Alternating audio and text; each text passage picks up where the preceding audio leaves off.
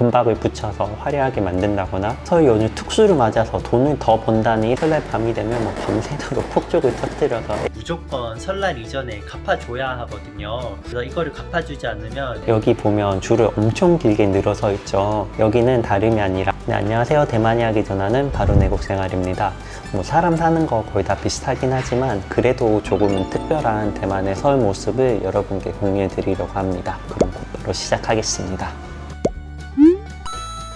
생각보다 대만도 추석이나 설을 세냐고 여쭤보시는 분들이 많이 있는데요. 한국과 똑같이 음력으로 설과 추석을 세고 있습니다. 한국과 다른 점이 있다면 한국은 추석이나 설이나 똑같이 3일을 쉬게 되어 있잖아요. 그런데 대만은 추석은 당일만 쉬고 설은 추석보다 훨씬 길어요. 보통은 5일에서 6일을 쉬게 되는데 중간에 주말이 끼어 있으면 길게는 뭐 열흘 넘게 이어지기도 합니다. 설날 밤이 되면 뭐 밤새도록 폭죽을 터뜨려서 애군을 쫓기도 하고 비싼 건 장당 몇만 원, 막 10만 원 넘는 복권도 사서 사람들이 이렇게 막 긁고 있어요. 미디어마다 복권으로 얼마를 땄다거나 하는 게 계속해서 매년 나오기 때문에 그런 것들 때문에라도 사람들이 복권을 긁고 있는데 가족끼리 모여서 친구들끼리 모여서 복권을 긁는 경우도 많이 있어요.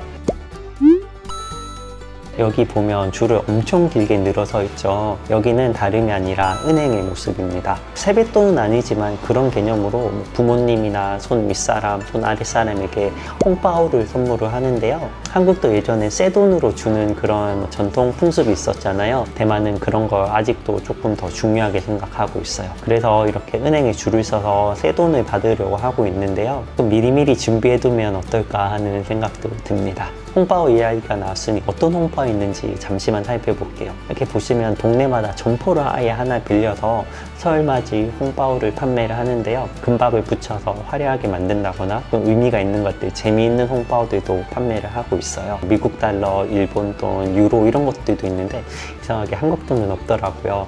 한국 돈도 예쁜 거 많은데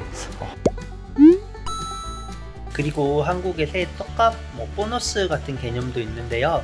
이거는 계약서에 명시가 되어 있어요. 보통은 1개월, 2개월치 월급을 새 설날에 받을 수가 있고요. 회사 사정이 좋으면 더 주는 경우도 있고, 회사 사정이 안 좋다고 해도 보통은 계약서에 있는 거기 때문에 그대로 받을 수가 있습니다. 그리고 이것 때문인지 모르겠는데 보통 이직을 하거나 할 때는 설날이 지나고 나서 이직하는 경우가 많아요. 회사에서도 설날 이후에 찾는 경우도 많고 구직자들 같은 경우도 웬만하면 설날 이후에 직업을 찾고 있더라고요. 그리고 여러분 아주 중요한 걸 하나 까먹었습니다. 대만에서는 돈을 빌렸다거나 뭔가 물건을 빌렸을 때는 무조건 설날 이전에 갚아줘야 하거든요. 그래서 이거를 갚아주지 않으면 그 해 동안 돈이 본인한테 안 들어온다거나 하는 이런 미신 아니면 그런 믿음 같은 게 있어요. 저도 친구한테 빌린 게 있어서 갑자기 생각이 났거든요. 오늘 바로 갚아드리도록 하겠습니다. 까먹은 게 하나 더 있습니다.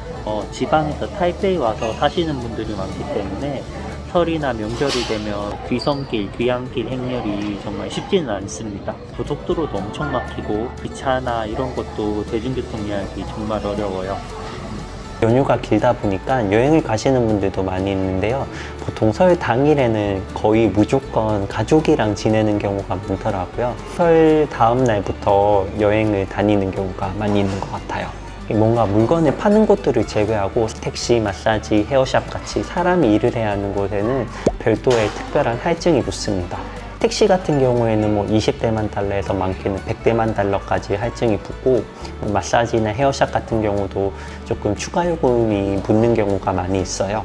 설 연휴 특수를 맞아서 돈을 더 번다는 이런 개념이 아니라 가족이랑 함께 못하고 다른 사람을 위해서 서비스하는 직종인 경우에는 꽤나마 금전적으로 도움이 되시라는 조금 좋은 의미라고 생각을 하고 있어요. 그럼 저는 설에 무엇을 하고 지낼까요? 저는 보통 누군가 초대를 해주면 친구 집에 가서 설을 지내기도 하고 이렇게 집 근처에 호텔에 와서 쉬기도 하는데요. 몇몇 프랜차이즈를 제외한 식당이나 가게, 병원 거의 모든 것들이 문을 닫아요. 그래서 가족이 없는 외국인들 같은 경우에는 연휴 동안 음식 사 먹기도 조금은 불편한 시간이 됩니다.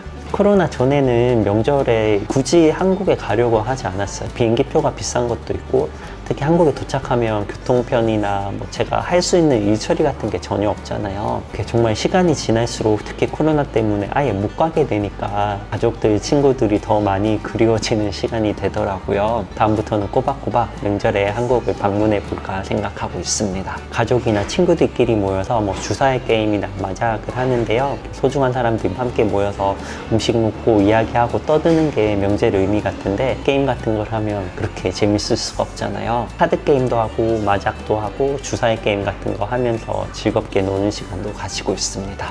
추석에 송편이라든가 설에 떡국처럼 무조건 먹어야 하는 음식이 있는 건 아니에요. 어떤 사람들은 탕유엔을 먹는다거나 하긴 하는데 한국처럼 대중적으로 무조건 먹는 음식은 아닌 것 같고요. 가족들끼리 정말 여러 가지 음식 차려서 차례를 지내고 같이 나눠 먹는 시간을 가지고 있긴 합니다. 설을 맞아서 집안을 깨끗하게 하는 전통이 있는데요. 오래된 물건들을 버리고 정리하는 것들이 많이 있어요. 그래서 집을 조금 많이 정리하는 경우에는 쓰레기를 이렇게 엄청 내놓기도 하고요. 가게 같은 경우도 뭐 집기들 이렇게 깨끗하게 청소하는 모습도 간혹 볼 수가 있습니다. 사원은 정말 시도 때도 없이 방문하는 곳이기도 하지만 유명한 사원이라든가 특히 뭐 공자묘, 주미야오 같은 곳에는 사람들이 모여서 새해맞이 소원을 빌고 기도를 하고 있어요. 새해 복 많이 받으시기 바라고 오늘 영상은 여기에서 마무리하도록 하겠습니다. 다음 영상에서 뵙겠습니다. 감사합니다.